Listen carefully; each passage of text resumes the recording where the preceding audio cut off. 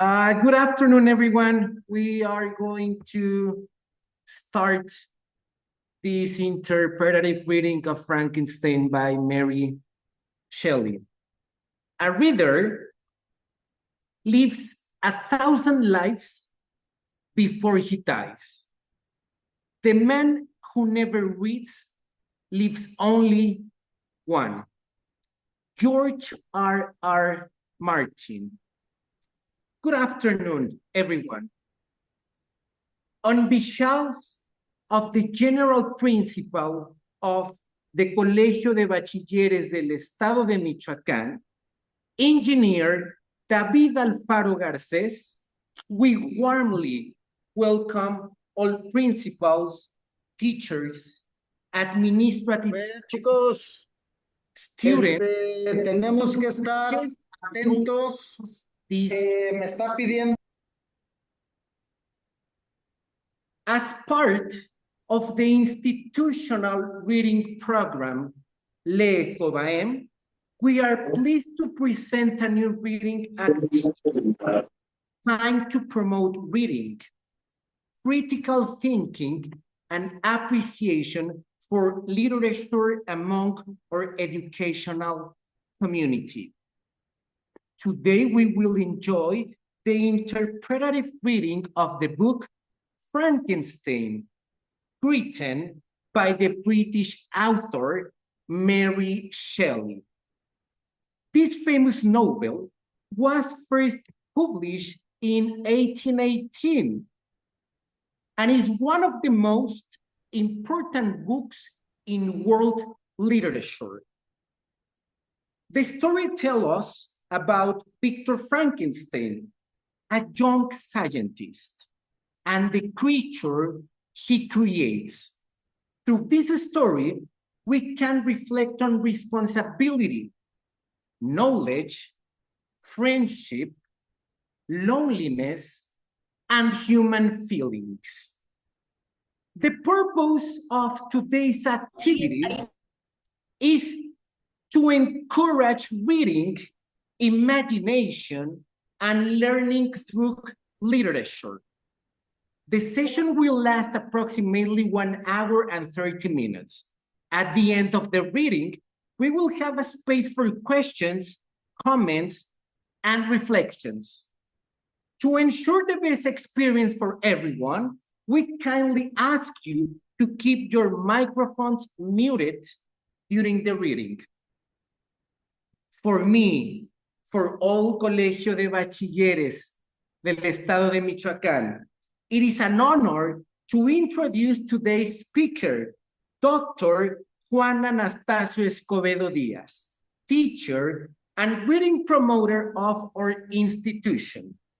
Dr. Juan Anastacio Escobedo Díaz is a distinguished communicator, public speaker, an educator with more than 33 years of experience in teaching professional development.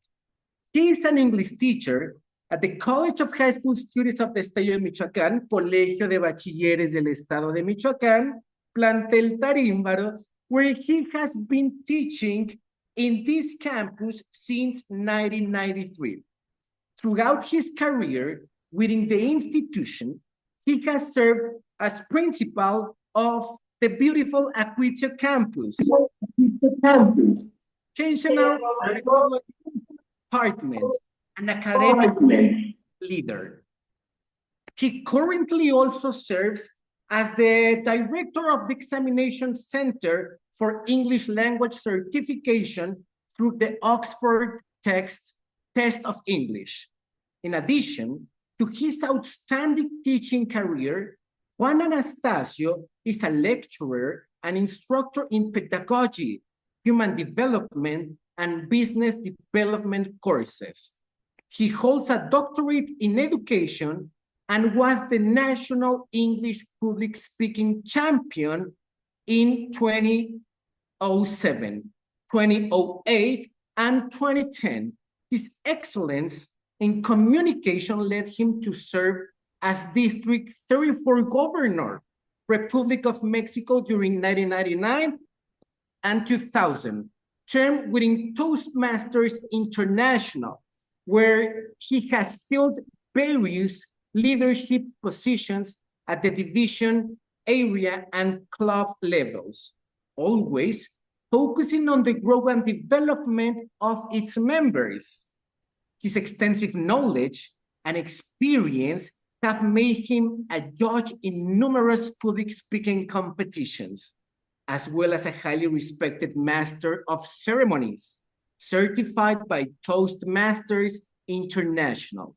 His commitment to training and refining the art of public speaking has established him as leading figure in the fields of communication and education in Mexico. So please join me in giving him a warm virtual welcome. Applauses for Dr. Juan, please. Dr. Thank Juan, you so. the floor is yours. Thank you so much, Andres, for this long introduction. I am so delighted to be with all of you here today. And I want you to imagine the following things I'm going to say.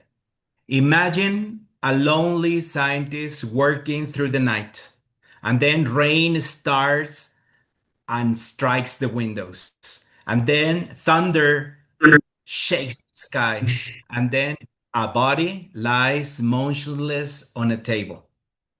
Then suddenly, the eyes open, and the creature is alive.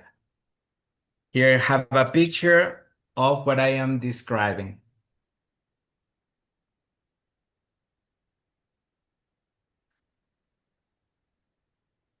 And from that moment, nothing will ever be the same. Good afternoon, everyone, and thank you for joining me today. Stories have always helped us understand ourselves. They allow us to explore our hopes, our fears, and the consequences of our choices. Today, we will visit one of the most famous stories ever written, Frankenstein. Many people know the image of the monster. We see it in movies, in cartoons, costumes, and popular culture. Yet, surprisingly, many people have never read the original story. And there is something important we should clarify before we begin. Frankenstein is not the monster. Frankenstein is the scientist. His full name is Victor Frankenstein. The creature he creates never receives a name. The author of this novel was Mary Shelley, and she was only 18 years old when she began writing Frankenstein. More than 200 years later, readers around the world continue to discuss the questions that she raised in this interesting book. Questions such as, what happens when knowledge grows faster than wisdom? What responsibilities do creators have toward what they create? Can loneliness turn something into a monster? And perhaps the most important question of all, who is the real monster? Before we begin, let me introduce you the main characters. On pages 4 and 5, we have different pictures, and here you can see the main characters of the story. The first of them is here, here, and this one here. And he is Victor Frankenstein. He is a very intelligent, brilliant young scientist who becomes obsessed with discovering the secret of life. And then we have a beautiful lady whose name is Elizabeth. Elizabeth is Victor's adopted sister and later his fiancée. Henry is another important character in the story. He is Victor's closest friend. Here we have William Frankenstein here. He is Victor's younger brother. This is the creature, or we call it the monster. He is a living being created by Victor's experiment. He was rejected by everyone he meets. He becomes lonely, angry, and desperate. So now that we have an idea of the different characters of the story, I invite you to follow my words because we are about to begin. I hope you enjoy the reading of Frankenstein. Before we meet Victor Frankenstein as a young student, let us hear the voice of a man whose life has already been destroyed by his own actions. Near the end of the novel, Victor writes a note that reveals his despair. So the story begins with these final reflections and then takes us back through the events that led him to this moment. We're going to read this note that Victor writes at the end of the story. I am the most unhappy man in the world. I have followed the monster to this place of ice and snow. I know he is near. I must find him. I gave the monster life, but now I must kill him. Then I will kill myself. I will die alone in this terrible place. So this is the note with which we begin the story. And chapter number 1 is called I Go to the University. And Victor Frankenstein grows in a happy family in Geneva, in Switzerland. He loves science from an early age and dreams of learning about human life so he can help people. When Victor is 18 years old, his mother dies. But before she dies, she asks Victor and Elizabeth to take care of each other. Her death affects Victor deeply. A few weeks later, Victor leaves home to study at the University of Heidelberg in Germany. His father, Elizabeth, his brother William, and his best friend Henry say goodbye to him. And here on pages 10 and 11, we can see a design, a drawing, an image that shows the family and friends saying goodbye to Victor because Victor is leaving to study in Germany. Victor is very excited about going to university because he wants to study science and discover new things. So he leaves Geneva full of hope and ambition and ready to begin a new stage in his life. Now, let us begin with the moment when everything changes. And that is chapter number 2. And it's called The Secret of Life.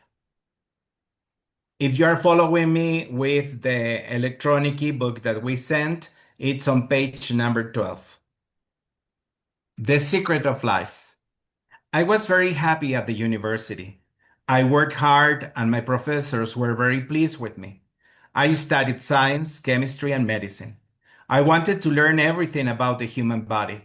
I also wanted to learn about the mind of man. Most of all, I wanted to learn the secret of life. What was the difference between a living person and a dead body? Why did a dead body turn to dust? Could a dead man come alive again? I worked hard to find the answers to these questions. I read many old books. The writers say it was possible to create life. They said it was possible to make a dead man live again. But the writers did not say how it could be done. I lived in a house in the old part of the city. I had a laboratory there where I worked alone. No one knew what I was doing. In the evenings, I read in my library. Sometimes I did not sleep all night. The months passed and I forgot about my family and my friends. I had only one thought. I wanted to find the secret of life. I went to hospitals and watched men dying. I listened to their cries. I watched their bodies grow old and ugly.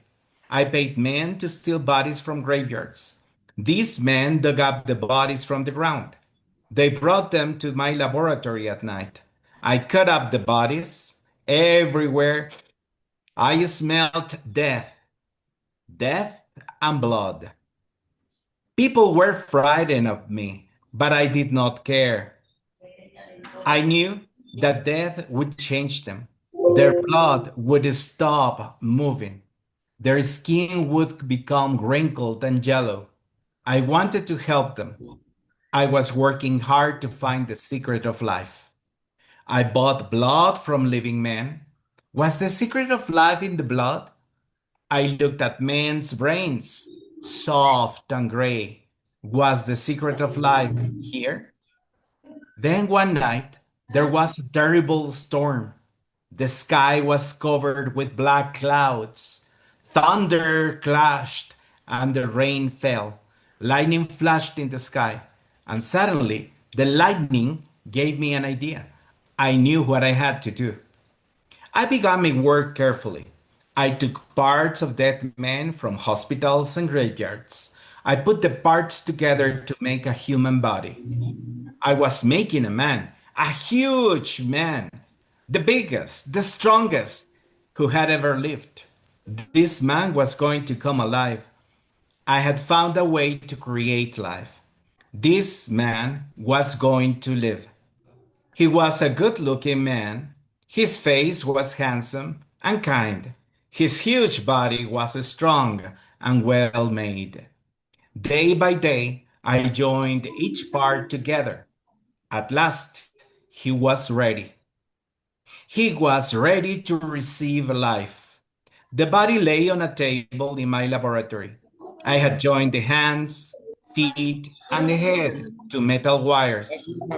These wires went up to the roof of my house. Now I had to wait for the storm.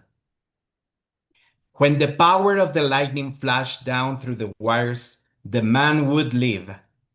A few days later, clouds covered the sun and the sky became dark. I knew a storm was coming. I opened the windows of the laboratory and waited. Lightning began to flash and I heard thunder. Bam! A flash again, and now the thunder was nearer.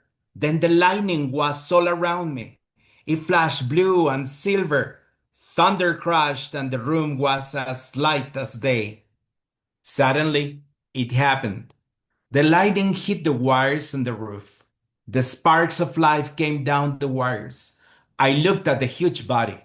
The silver light reached the hands, the feet, and the head. The body was covered with a blue and silver light. For a moment, shh, everything was quiet. Was it moving? No. Yes, an arm moved. And then a leg.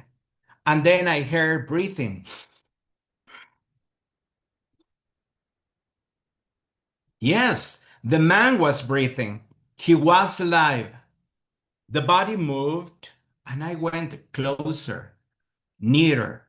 I held out my arms, and I smiled. The man sat up and turned his head. His eyes were open. Let me show you a picture of this moment that I am describing.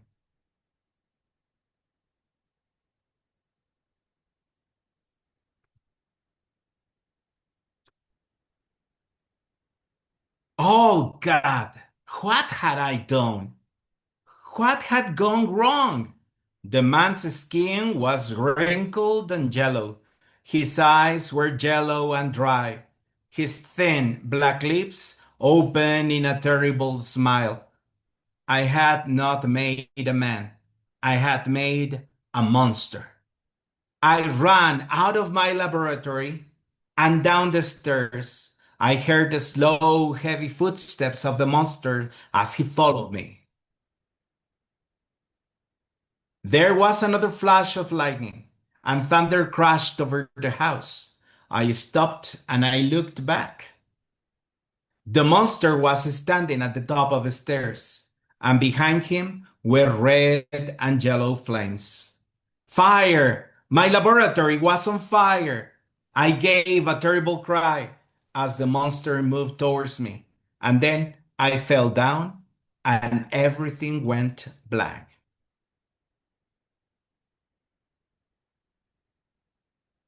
Victor believed he had achieved the impossible. He believed he had conquered life itself. He believed he had discovered the secret of mankind had searched for throughout history. But from that moment forward, his life would never be the same. We're going to go to chapter number 3, and chapter number 3 is called The First Death. And it's on page number 18. The First Death.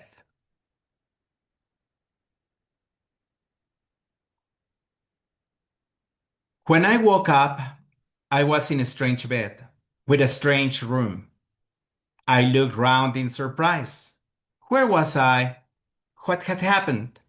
I turned my head. Someone was sitting beside the bed.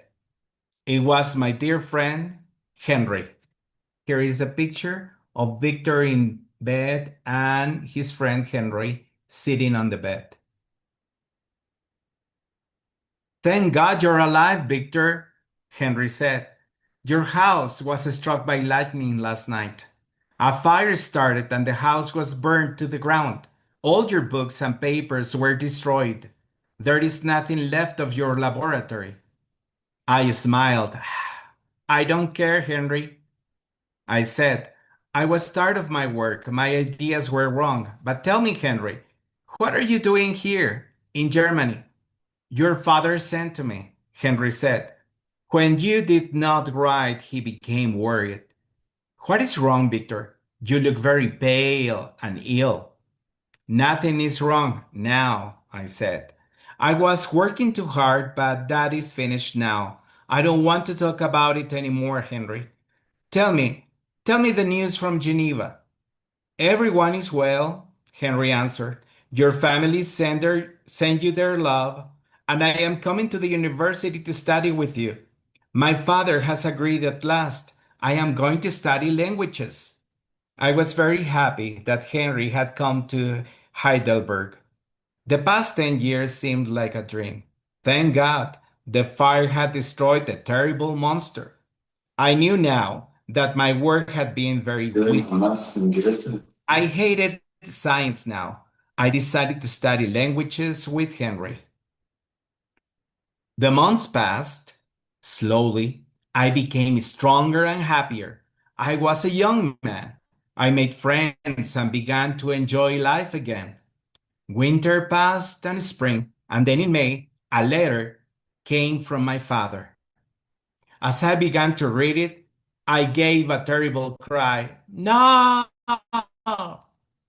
My God, Victor, what's wrong? Henry asked. Is it bad news? Terrible news, I answered. My brother, William, is dead. Dead? Henry repeated. Has there been an accident? Not an accident, I answered. My dear brother, only 10 years old, has been killed. Murdered. I must go home at once. I got ready for my journey like a man in a dream. I said goodbye to Henry and left Heidelberg for the last time. The long journey went quickly. Soon I was looking at the villages and mountains near Geneva. I had not seen my home for nearly 4 years. In the afternoon of the 20th day, I arrived at a small village about half a kilometer from Geneva. It was the place where my brother had been murdered. I decided to stay the night in the village. I wanted to see the place where William had died. It was a beautiful place. I stood there thinking about my brother. Why had anyone wanted to kill him? I could not understand it. It was nearly dark now. I heard thunder, and lightning began to flash in the mountains. Something moved behind the tree. There was another flash of lightning. For a moment, I saw everything clearly. There was something huge and terrible there, something bigger than any man. It was the monster. And here is the picture of Victor seeing the monster running into the mountain. There was a wicked smile on his yellow, wrinkled face. I suddenly understood. The monster was not dead. He had not died in the fire. And now the monster had killed my brother. I gave a cry, and the monster turned away and ran. I ran after him, but he was moving too fast. A few minutes later, I saw him climbing up the side of the mountain.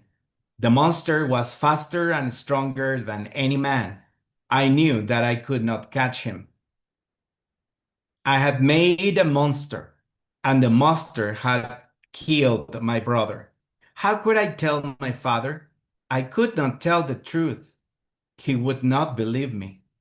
My mind was full of terror and fear, but I could not tell anyone my terrible secret. I went on to Geneva with a sad heart. So Victor returns home with a heavy burden. He knows who killed William, the monster, but he cannot prove it. As grief spreads through his family, Victor is forced to watch in silence, haunted by the consequences of his own creation. In Geneva, he will discover that the tragedy is only beginning. Chapter number 4 is called Home Again. Let me show you Home Again, chapter number 4. So Victor returns home after the death of his younger brother, William. A young woman called Justine is accused of the murder, but Victor knows she is innocent. So Victor wants to tell the truth, but he fears that nobody will believe him. Filled with guilt and despair, he watches as an innocent person is punished for a crime committed by the monster. And later, Victor meets the monster in the mountains and prepares to confront him. Up to this moment, we have seen the creature through Victor's eyes, but now we have seen fear, we have seen horror, we have seen death. Now, for the first time, we will hear the creature speak for himself, and what he tells us may surprise us. So, if you are following me with the reading, right now we are about to begin chapter number 5, and chapter number 5 is on page 27, The Monster's Story.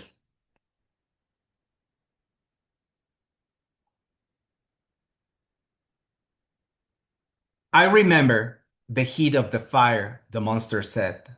I remember running away from it.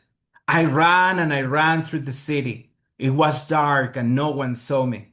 I did not know who I was. I did not know where I was going, and many days passed. How did you live? I asked him. What did you eat? Sometimes I ate fruit from the trees, the monster answered. Sometimes I took food from houses. The first time I did this, a man saw me. I shall never forget the fear in his eyes. I could not understand it. I wanted to be friends with him. I smiled at him, but he ran away. A few days later, I came to a small pool of water, and when I bent down to drink, I saw my own face. How horrible it was! How different from other people's faces! I saw my yellow, wrinkled skin. I saw my yellow eyes and thin black lips. Now I knew why people ran away from me. From that moment, I hated myself. And I hated you, Victor Frankenstein. Huh? How do you know my name? I cried. The laboratory was on fire, the monster replied. I picked up your cloak to protect myself from the fire. I used it to cover myself. And later, I found a book in the pocket with your name in it. I made a promise to myself. Everyone with that name was my enemy. Everyone with that name would die. I would wander through the world looking for my revenge. I walked on for many days, the monster continued. At last, I came to a beautiful valley. At the end of the valley, there was a little cabin, a cottage. I hid myself and I watched the cottage. Three people lived there: an old man, a young man, and a girl. They were poor, but they were very happy. Why? Because they loved each other. I watched them for several days. The old man never moved from the cottage. The young people worked hard all day, and then they came back with food or wood. In the evenings, they all sat together. I watched them through a small hole in the wall. The house was full of books. The old man was blind. He could not see. The young girl read aloud from the books to the old man. I listened too. I learned many, many things. One day, I watched the young people go out. I knew they would be away all day. I knocked at the cottage door, and the old man answered, and I went in. I knew that he could not see me. I am a stranger in this country, I said. A terrible accident has made my face ugly, and people are afraid of me. But I must talk to someone. Can I talk to you? The old man smiled and took me to sit down. I began to talk, and we soon became friends. The old man was very intelligent, clever. He became my teacher, the monster said. His cottage was my school. I wanted to be part of his family, but I always left the cottage before the young people returned. Then, one day, I stayed late. The young girl came into the cottage and saw me, and she screamed loudly, and I ran to the door of the cottage, and the girl was terrified and fell to the ground. I bent over to help her. At that moment, her brother came running up, and he saw me and shot me with his gun. I cried out in pain, and I ran down the valley. My mind was full of anger. I hated everyone in the world: men, women, children. But most of all, I hated you, Victor Frankenstein. You made me ugly. You made me a monster who everyone fears. The unhappy monster looked around him. And so my wanderings began again. I went on. I came at last to these mountains. But their beauty did not please me. I went on until I was near the city of Geneva. I was lonely and tired. Would I ever find a friend? One day I saw a little child. He was running about happily and singing to himself. There was no one near us. I had an idea. I would make this child my friend. He would not fear me. We would live happily together. I stood up quietly and took the child by the arm. But when he saw my face, he screamed and screamed. "Let me go!" he cried. "Let me go! I will tell my father." "No, you must come with me." "But my father is an important man. His name is Frankenstein. He will put you in prison if you hurt me." Frankenstein? It was the name of my enemy. I put my hands round the child's neck, and soon he stopped moving. He was dead, and I had killed him. Then I saw the picture round his neck, and I took it from his neck and held it in my hand. The woman in the picture was smiling, but no woman would ever smile at me. I hurried away from the dead child, and I saw a young woman asleep under a tree. I put the picture in her hand. and people would think that she had killed the child, and she would die too. That is my story, Victor Frankenstein, the monster said. What can you say to me now? That's the end of chapter 5. Chapter number 6 is called The Monster's Request. So the creature tells Victor that he has suffered since the moment he came to life, because everywhere he goes, people run away from him. So he has no family, he has no friends, no one who accepts him. So the creature does not ask for money or to become rich. He does not ask for power. He does not ask for revenge. He asks for companionship. He asks for someone who will accept him. So he asks Victor to create a female companion, and he makes a promise. If Victor agrees, they will disappear forever and never trouble humanity again. And Victor now, he has a dilemma. He doesn't know what to do. So he faces a difficult moral decision. We're going to start reading chapter number 7, and that's on page number 35. Chapter number 7 is called I Begin My Work. After a few days, I was in the beautiful city of Strasbourg. Henry knew the city well.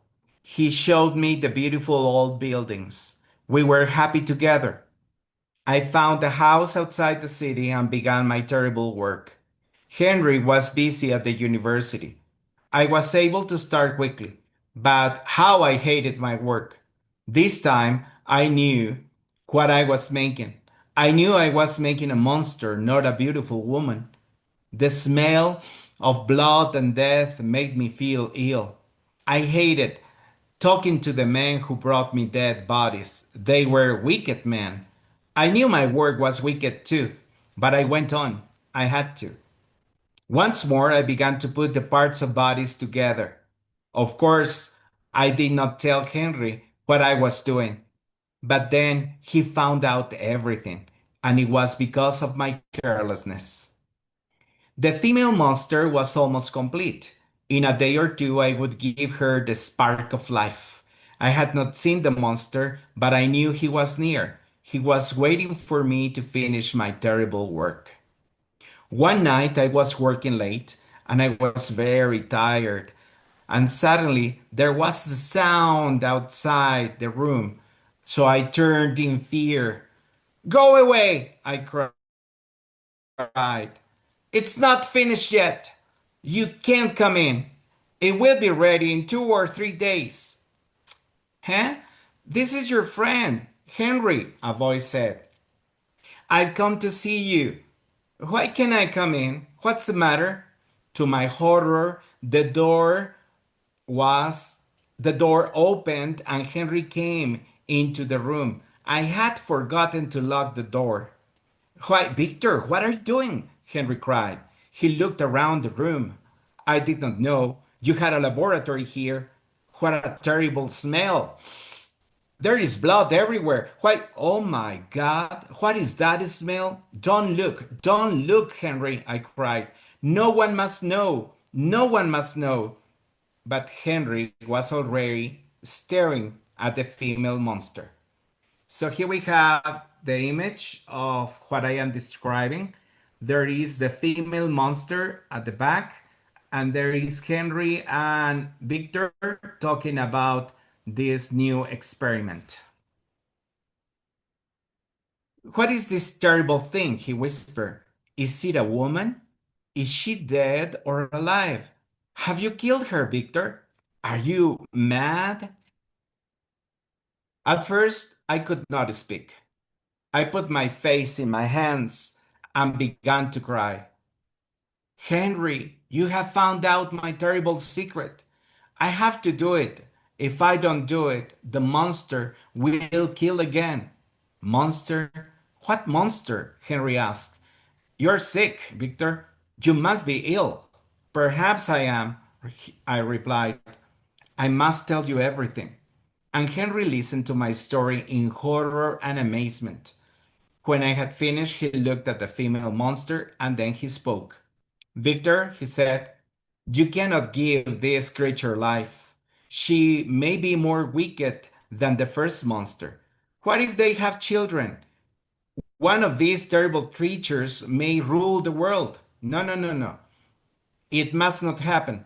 You must destroy this creature, Victor. I will help you. No, Henry, I cried. The monster is near. I know it. He will have his revenge. He will kill you. I don't care, Henry answered. This creature must not live. Help me, Victor. Let us destroy this terrible thing. Henry ran to the table and began to pull the wires from the body, and then he began to pull the body apart. It was almost mass. I was almost mad with terror. Then I picked up a knife and began to help him. There was a cry of pain and rage. The monster was outside the window, and he smashed it open and jumped down into the room. No, no, you must not destroy her, the monster cried. She is mine, she is mine. And the monster rushed at me. His dry yellow eyes were full of anger, and his hands reached out, and Henry stepped in front of me, and the monster, blind with anger, took hold of Henry's neck. The terrible hands held Henry until he fell dead. What have you done? I cried. He was my dearest friend. Why do you let me live? Kill me too. No, I will not kill you. Not yet, the monster replied.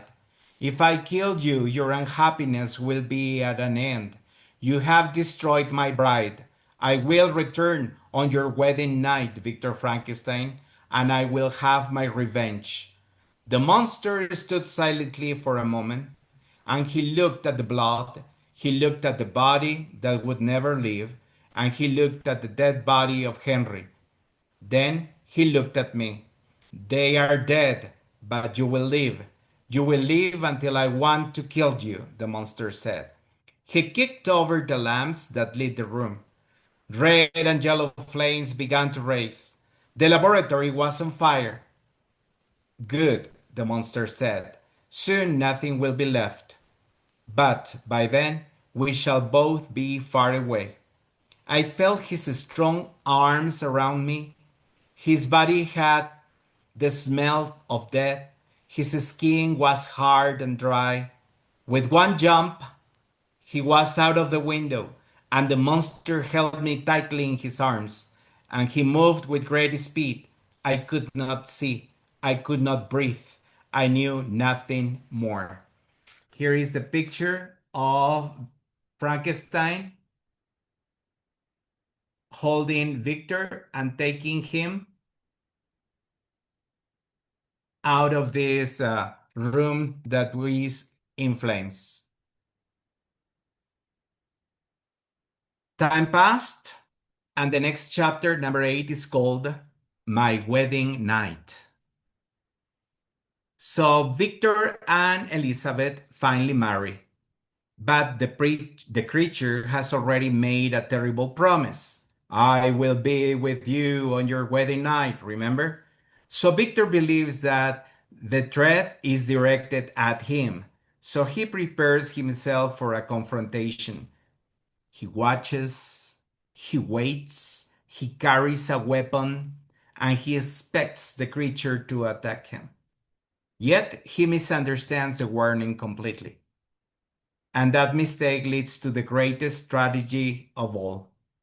Elizabeth, the woman Victor has loved since childhood, becomes the final victim of the hatred created by Victor's own actions.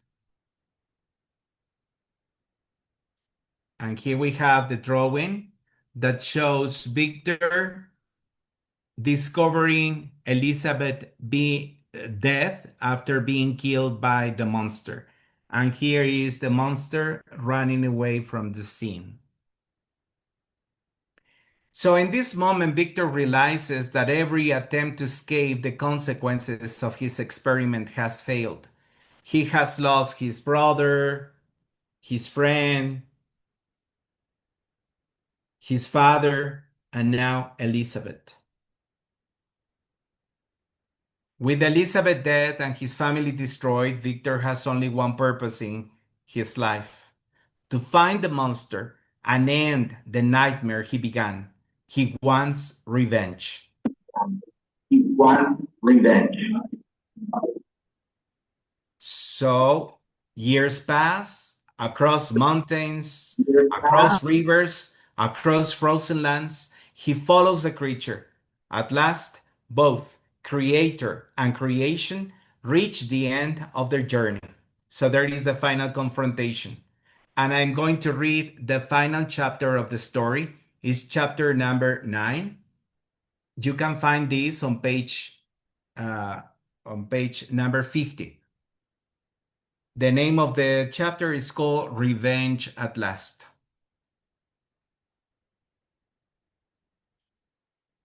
Years passed. Now I feel that my life is nearly over. I followed the monster wherever he led me. I followed him through forests and across deserts. I crossed flat plains and high mountains. At last, we have reached this place of ice and snow. The cold is terrible. But the monster feels nothing. He does not feel cold or heat. Always he has been in front of me. I get near him, but I can never catch him. Now the journey is ended. The monster is ready to stand and fight. He is bigger and stronger than me, but I have my gun. I will be able to kill him before he kills me. I can see the monster in front of me. His terrible shape looks black against the white snow. He has stopped at last. He has turned on to look at me. Don't kill me yet, Victor Frankenstein, the monster cried. Listen to what I have to say. What can you say to me? I replied. You have destroyed everything I loved, and you are a thing of evil, a wicked creature. You made me, the monster replied. You are guilty. I did not wish to be evil. I wanted to be your friend, but you made me ugly. You ran away from me, and those I tried to love were afraid of me, so I killed them. I asked you to create a friend for me, but you destroyed her. I had no family to love, so I destroyed yours. My wicked life made me unhappy, but I could not stop. Pain and unhappiness turned to anger in my mind. You are guilty, Frankenstein. You gave me this ugly body. You created me. You are a wicked man. As I listened to the monster's words, my mind was filled with horror. He was right. What you say is true, I cried. I was the murderer of those I loved. Finally, this is the response of the monster. Now you have said these words. My life of misery and unhappiness is complete, said the monster sadly. You are the guilty one, not me. Now I shall go far away from here. I shall find wood. I shall set light to it, and then I shall throw myself on the flames. My death will be terrible, but at last I will be at peace. And with one last look at me, the monster turned and went on to his lonely and terrible death. And here is the picture that shows the monster going to his death and Victor lying on the ice.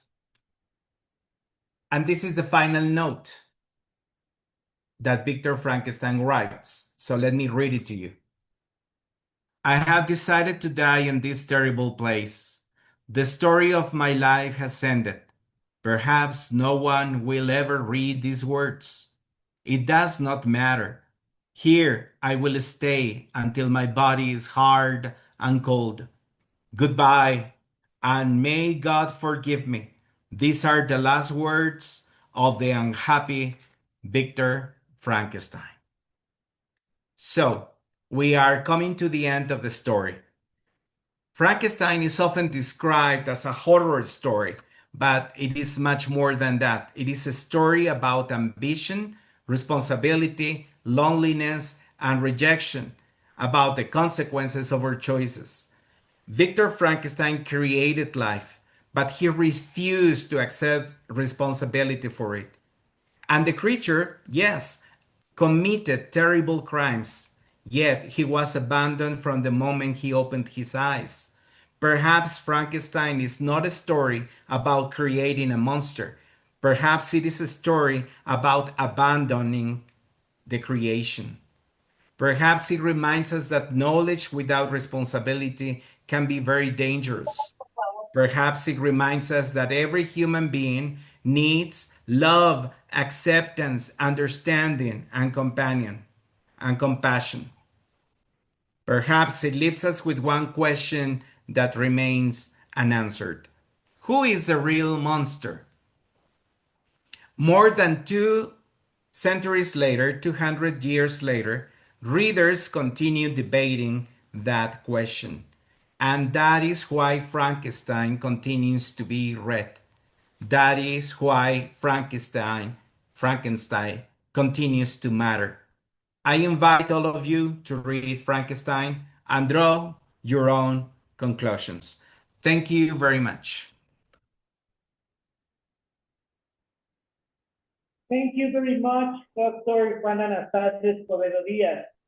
Thank you for sharing this interesting reading with us. Today, we learned more about Frankenstein and its important message.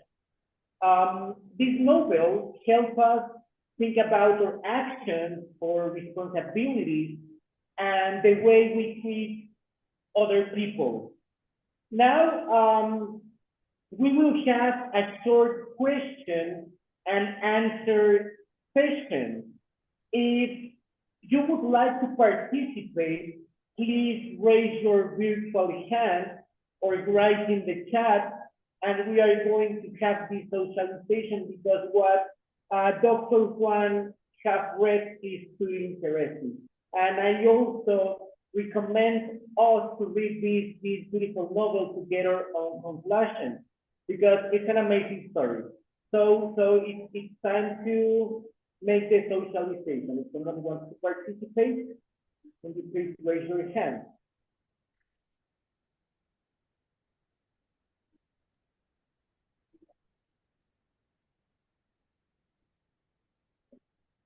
Perhaps they don't want to ask the questions in English, and maybe we should let people who want to give a comment in English, and maybe later they can do it in Spanish if they feel more comfortable. Sorry for the interruption. There is a message in the chat. Okay. Miguel Arroyo, it says over here we have a question, so we can listen to the question, Doctor. Okay, go ahead. Yeah. Thank you, Teacher Miguel.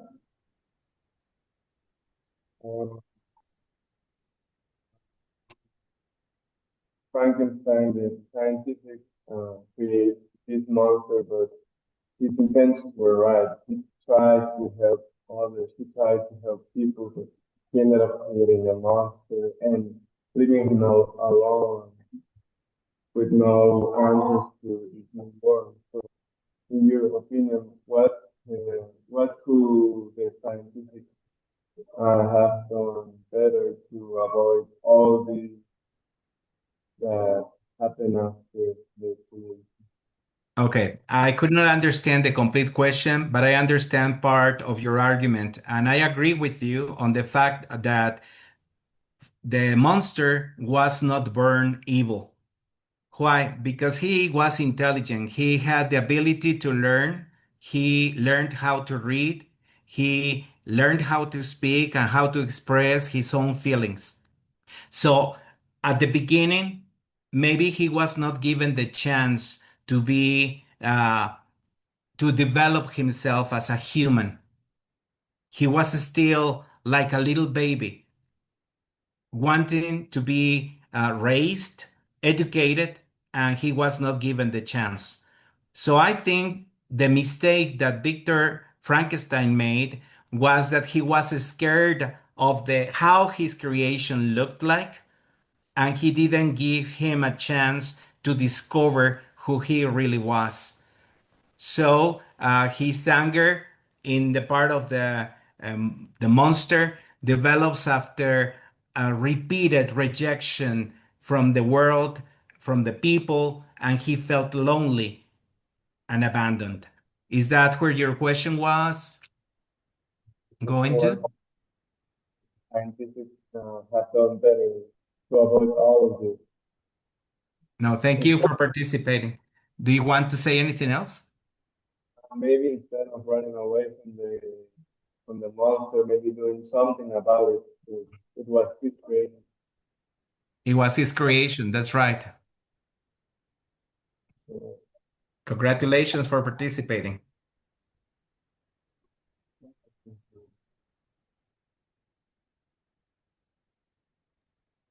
Dr. Juan, I have one of my students that is sitting in front of me. I'm going to ask him to come to the camera so he can ask his question.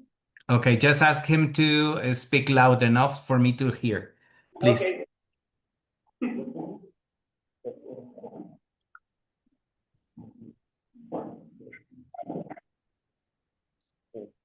Good afternoon, Dr. Juan. Can you hear me? Hi. Yes, yes, I can. Go ahead. I wanted to ask you the question of what type of feeling does the story of Frankenstein give to you? One more time, please, the question. What type of feeling did the story of Frankenstein give to you? Oh, I feel it like a sad story. It's very sad what happens to him, and it makes me feel sad because he wants to find a place in this world and he feels rejected by everyone. So he feels that he doesn't fit in. And that's what he does because he reacts to the actions or to the aggressions of people. And I think that there is a very strong message in that because people sometimes feel lonely. People sometimes feel that they are not loved. And if someone feels like that, maybe they will turn into madness or get crazy and do horrible things to humanity because they want to revenge themselves from being rejected at first. Okay, thank you. No, thank you. Yes, go ahead. Bye. I forgot your name. What's your name? Francisco. Francisco, thank you. Yep. And Andres, can you give us the name of the first student who participated? Huh? Leonardo. Leonardo, thank you so much. So I have like a lot of students that want to ask questions, Dr. Juan. I am. To sit on my place and they are going to socialize with you. That's perfect. And I congratulate you for having read the novel with your students so that they understand it and they want to ask questions. Go ahead. Thank you.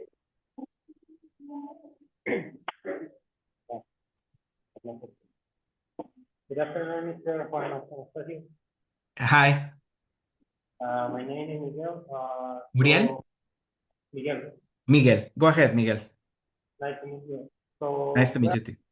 I think this history of the lecture is like a reflection of the people that it's very polite and well, the bad people, the ugly people, they wanna abuse of the polite person.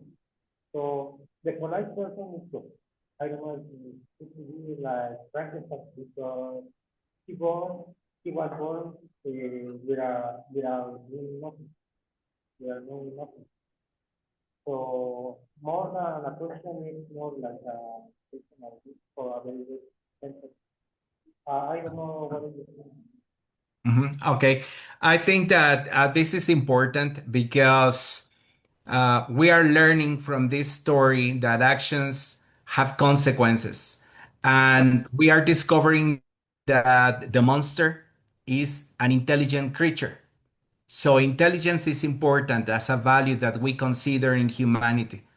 But intelligence is not enough. There must be also other values like responsibility, compassion, good judgment, and things that we learn by being with other people.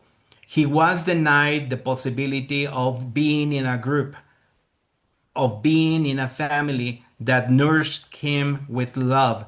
So I think that I agree with you that yes, he was intelligent, he was clever, he was a polite person when he was able to speak and after he had listened to the readings of many books, he grew as a person, but he was rejected because of his image. So also when he was in, it was for the people, they exactly with the polite people. When they were changing the way to live. I think I agree with you. Okay, thank you so much. No, thank you so much, Miguel.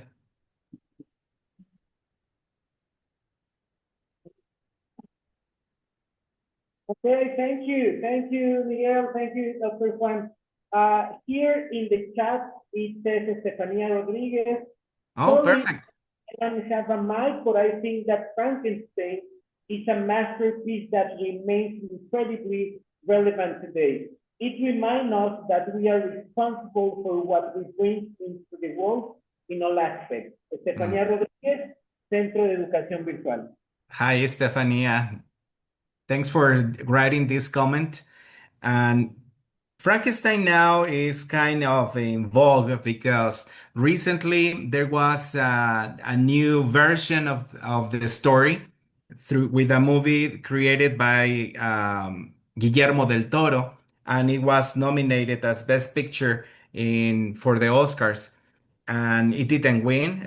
It won some Oscars, but it wasn't the best picture of the year.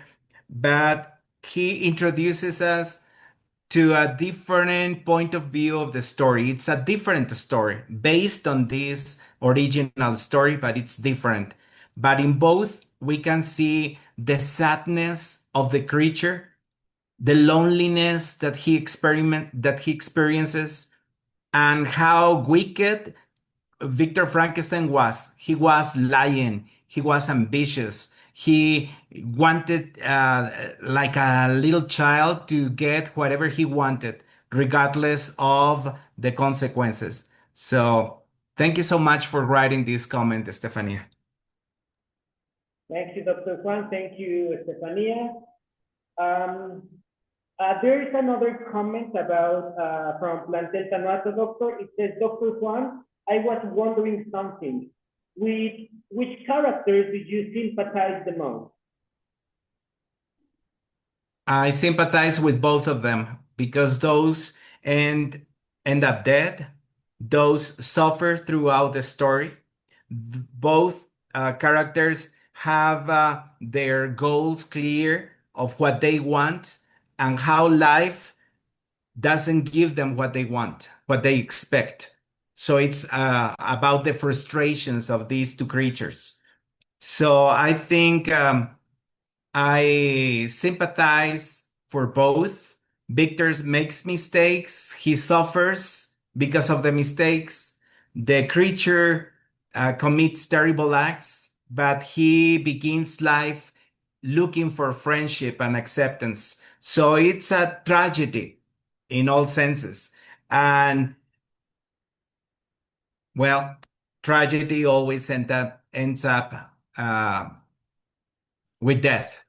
So both die at the end of a story. So I sympathize for both of them. I feel sorry for them. Thank you very much, Dr. Juan. Thank you, the person that is from Plantel Tanuato. It's a pretty well formulated question. Is there someone else who wants to participate? Maestra Austria, ¿ves por ahí alguna manita? Because I can't see there's, o en español, si tienen algún comentario que puedan hacer o una pregunta en español que alguien le quiera realizar al doctor Juan. I have one Yo. more student, Dr. Juan. Yo quiero hacer un comentario respecto de la conclusión a la cual llegué del libro y no quiero quedarme con esa inquietud. Mi conclusión fue de que cuando sobrepasamos los límites de las reglas morales, éticas, científicas, de todo tipo, cuando sobrepasamos esos límites, las consecuencias son terribles, o pueden ser terribles. ¿Estoy en lo cierto o no?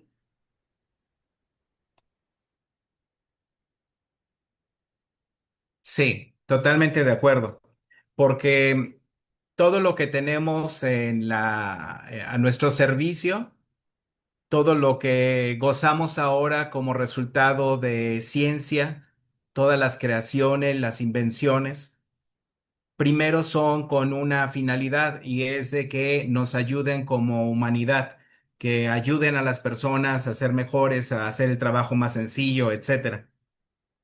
Pero el uso que le damos a lo que se crea es la gran diferencia y ahí radica la parte ética de nuestra moralidad.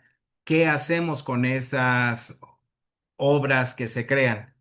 Un vehículo puede servirnos para trasladarnos del punto A al punto B, pero también puede convertirse en una arma de muerte cuando hemos visto que ha sido utilizada por grupos terroristas para atropellar a muchas personas que van en un desfile o están en un evento público. Así que la parte ética no debe de separarse de la parte de creación, de la parte de ser responsables con la ciencia y con todo lo demás. Muchas gracias. Thank you, Mr. Roberta. Dr. Juan, in the chat you have another question from a student that her name is Ariadna Mariana Villabucio. Why the monster doesn't have a name? Okay. Well, if you read the book, Mary Shelley never gives the monster a name. He is referred to as the creature all the time. When we are given a name, we are recognized by others. You have a place in society. You have a place in the world. When you have a name, people refer to you as such. So people know that you are Andres. You have a name. But what happens when nobody gives you a name? People don't refer to you. That means you remain alone, isolated from the rest. So maybe that's the reason that she didn't give him a name, to exaggerate the fact that he doesn't have an identity.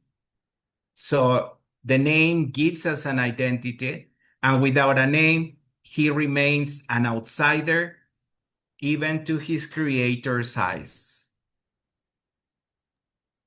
Thank you very much, Dr. Juan. Thank you, Ariadna, for your question.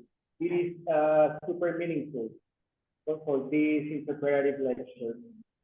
Teacher, I have another question. There's another student here at Santella System that wants to socialize with you. Go ahead. Okay. At this moment, it is raining, so I can't hear to the question very correctly. So ask them to speak up. Okay, okay.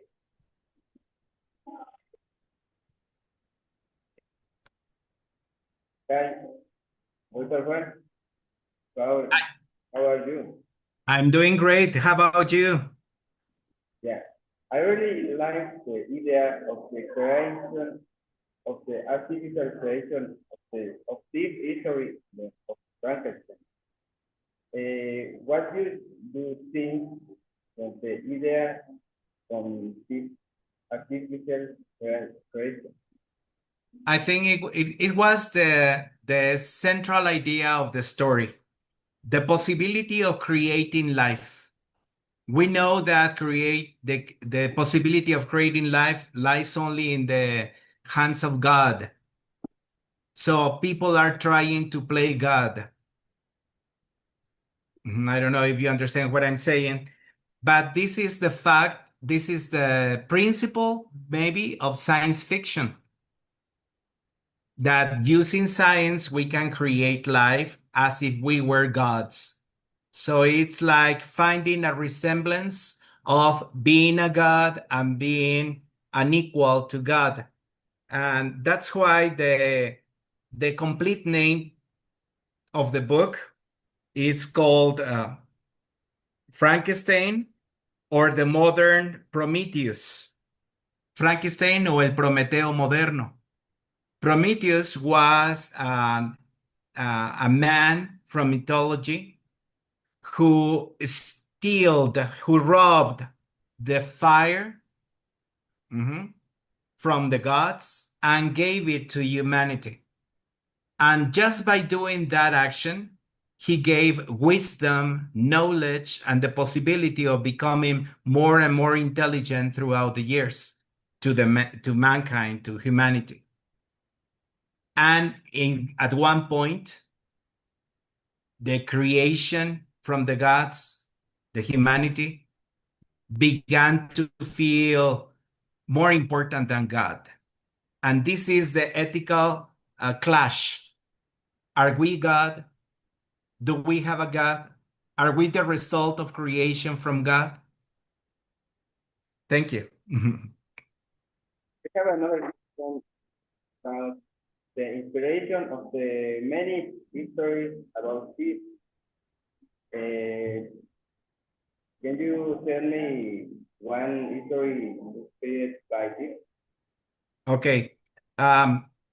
Are there other stories based on Frankenstein that exist right now? Yes, there are so many stories. There is, for example, a movie maker whose name is Tim Burton, and he created the Bride. What was it? Something about the bride, and it's about two dead people who become alive again and they get married. And then there is the story of a little dog, Sparky, who dies, and the little boy is so sad because his dog is dead that he follows all the experiments that were used to create Frankenstein so he can get his dog alive again. And it's a cartoon, and it's a very interesting animated story. So yes, other stories have been based on the story of Frankenstein. That's all. Very thank you for hearing me. Oh, no, thank you. Give me your name. I forgot your name. I am Fernando. Fernando. Thank you so much, Fernando.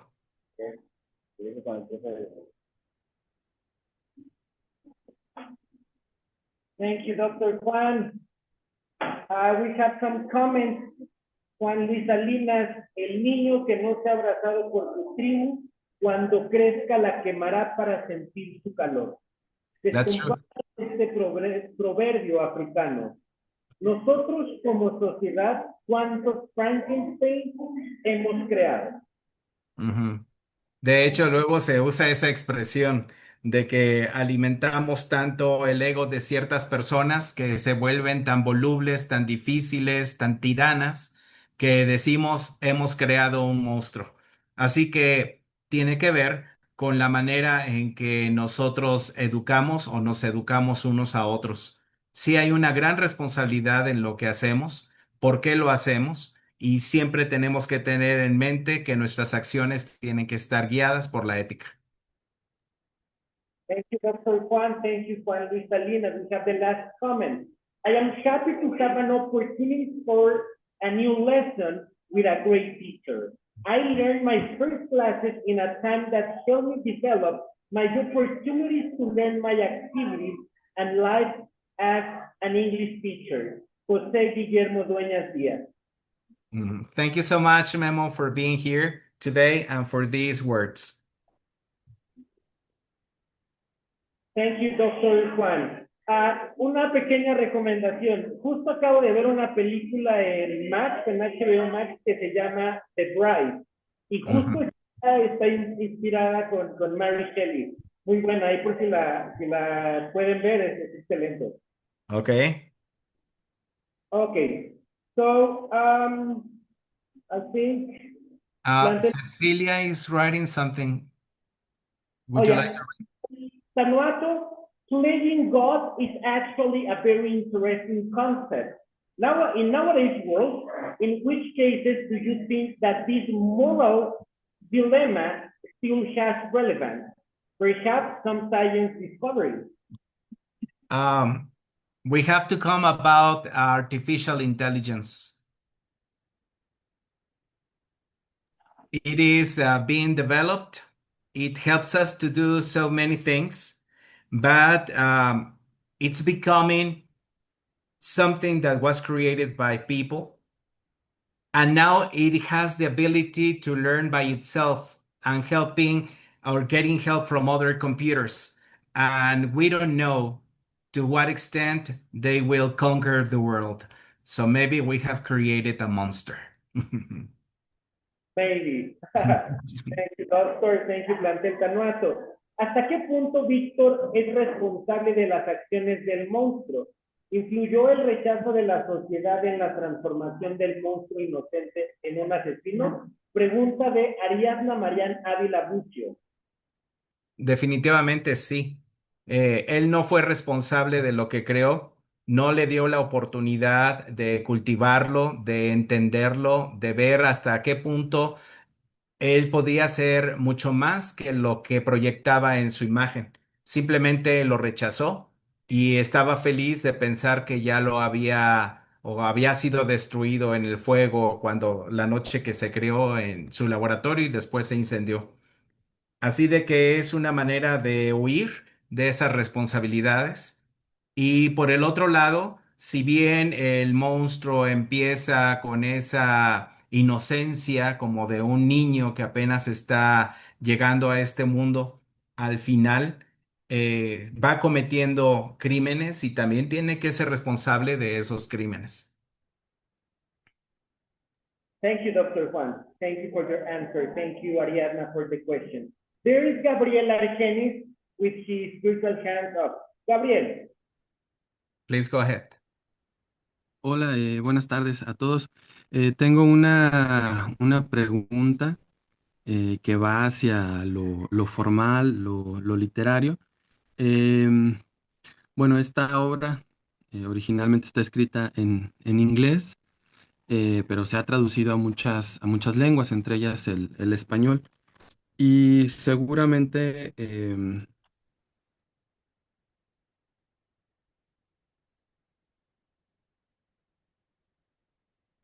Something happened because I can't hear the rest.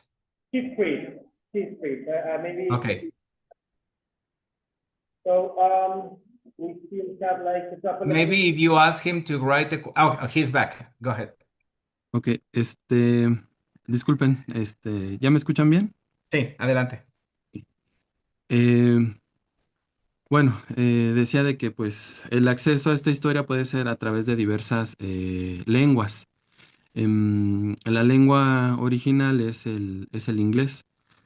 Dicho esto, la pregunta específica que tengo es si en la lectura que usted tuvo en inglés encuentra algún carácter, alguna sensación peculiar eh, a la hora de leerlo en inglés que a diferencia de leerlo en español. Em, esto es todo un tema que está actualmente en discusión, bueno, desde hace muchas décadas.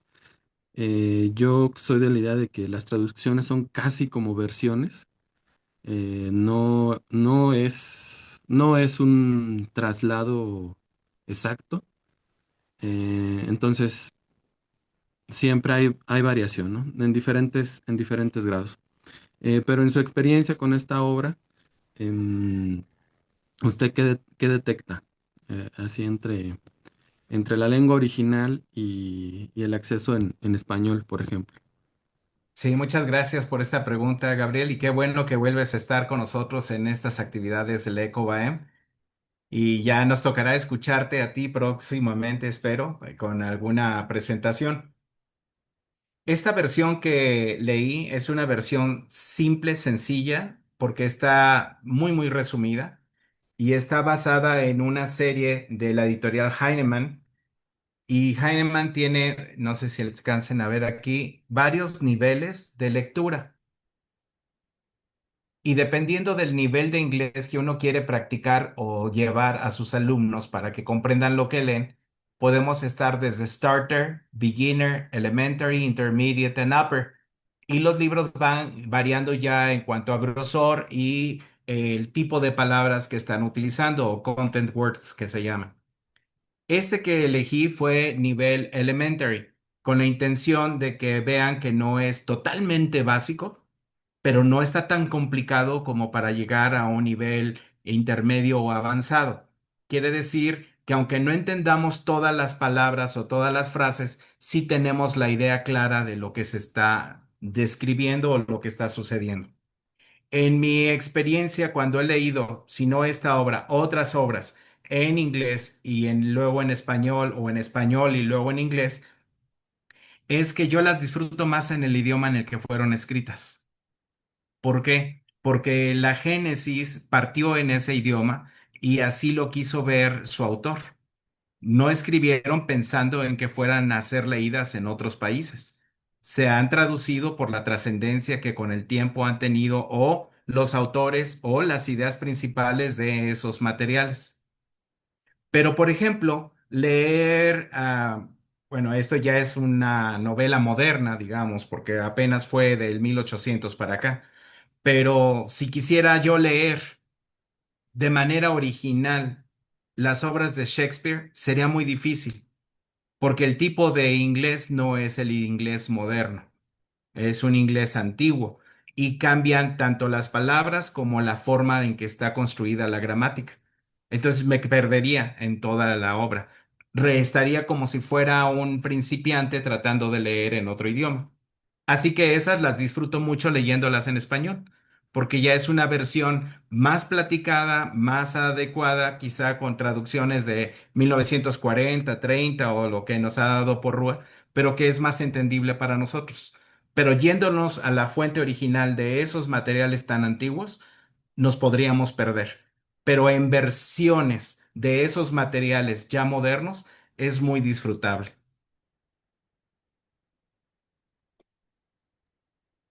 Dr. Juan, for your meaningful answer as always. I think we do not have no more participation. So, Dr. Juan, I really want to, before I give the word to teacher Alfreberta, I want to thank you, Doctor, for your participation and for sharing this reading with us. Listening from you is always super meaningful. So, thank you. Maestra Alfreberta, le cedo el uso de la palabra. Gracias. Si no puedo inspirar amor, provocaré miedo. Mary Shelley. A nombre de nuestras autoridades educativas, queremos agradecer a todas y todos los que se dieron cita en esta actividad literaria tan importante, docentes, administrativos, público que nos acompaña y sobre todo pues a los estudiantes. Vi que había varios grupos conectados y varios de ellos pues participaron. Me da muchísimo gusto. También de manera especial, pues quiero agradecer al doctor Juan Anastacio por compartirnos una vez más una lectura interpretativa ahora en inglés, que yo creo de hoy en adelante van a ser en inglés porque hubo más participaciones. Agradecerte, maestro, por tu participación tan excelente como siempre. Y pues muchísimas gracias a nombre de nuestras autoridades educativas y claro, también agradecer al maestro Andrés que nos apoyó en esta organización y que también a moderar esta actividad que tuvo mucho éxito. Y quiero compartirles los reconocimientos, que aquí se los voy a ir mostrando. Y este reconocimiento es para el doctor Juan Anastacio Escobedo Díaz, se los muestro. Y dice, el Colegio de Bachilleres del Estado de Michoacán otorga el presente reconocimiento al doctor Juan Anastacio Escobedo Díaz por su valiosa participación en la lectura interpretativa en inglés del libro Frankenstein de la autora Mary Shelley. Morelia, Michoacán, junio 8 del 2026. Ingeniero David Alfaro Garcés, director general. Y también hay un reconocimiento para el licenciado Andrés Baltasar Salazar, que dice, el Colegio de Bachilleres del Estado de Michoacán otorga el presente reconocimiento al licenciado Andrés Baltasar Salazar por su valiosa participación en la coordinación de la lectura interpretativa en inglés del libro Frankenstein de la autora Mary Shelley. Morelia, Michoacán, junio 8 de 2026, ingeniero David Alfaro Garcés, director general. Ya se los estaré haciendo llegar posteriormente o un día que vengan acá con nosotros, se los entregaremos personalmente.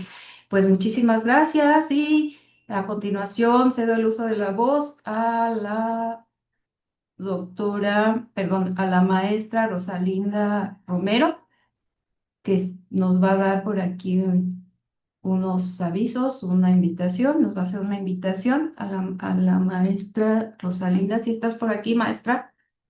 Hola, hola, buenas tardes. Adelante. Buenas tardes. Hola, buenas tardes a todos y a todos. Con el gusto de saludarles y felicitar al maestro Juan Anastacio y decirles que el Colegio de Bachilleres del Estado de Michoacán pone a disposición de su personal docente, estudiantes y público en general el Oxford Text of English, una certificación internacional avalada por la Universidad de Oxford que permite acreditar el nivel y el dominio de inglés. Este examen evalúa las 4 habilidades fundamentales de la comunicación: comprensión auditiva, comprensión lectura, expresión oral y expresión escrita. Su duración es de 2 horas y se aplica de manera digital en las computadoras certificadas de nuestro centro de evaluación. Además de obtener un certificado internacional convertido por Oxford University Press, los sustentables pueden realizar el trámite de equivalencia ante la Secretaría de Educación Pública para obtener el Certificado Nacional de Idioma conocido como el CENI. El LEECOBAEM es actualmente el único centro autorizado en Michoacán para aplicar este certificado mediante el Oxford Test of English. Cada semestre emitimos 3 convocatorias para quienes deseen acreditar sus conocimientos de inglés y fortalecer su perfil académico y profesional. El costo actual de la evaluación es de 2,650 pesos. Invitamos a las personas interesadas a estar atentas a las convocatorias que emite la dirección académica a través del Departamento de Formación, Actualización y Mejora Continua para conocer fechas y requisitos y procedimientos de inscripción. Les deseo un excelente y bendecido día.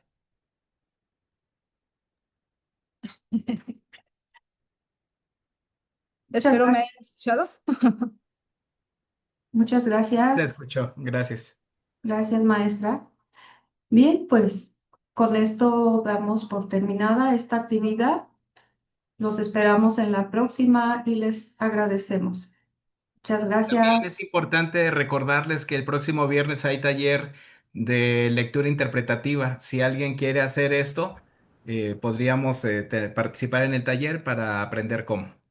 Así, nada más un detalle que yo les había enviado ya el link, pero como lo modificamos y se tienen que inscribir forzosamente para que nos dejen su número de teléfono y poder enviarles el nuevo link, la nueva liga. Muy bien, gracias otra vez a todos. Gracias. Buenas tardes. Gracias y hasta luego. Doctor Juan, Luego, buenas tardes a todos. Feliz inicio de semana. miércoles, Juan. La lluvia muy ligera. Hasta luego. Corta mucho la señal.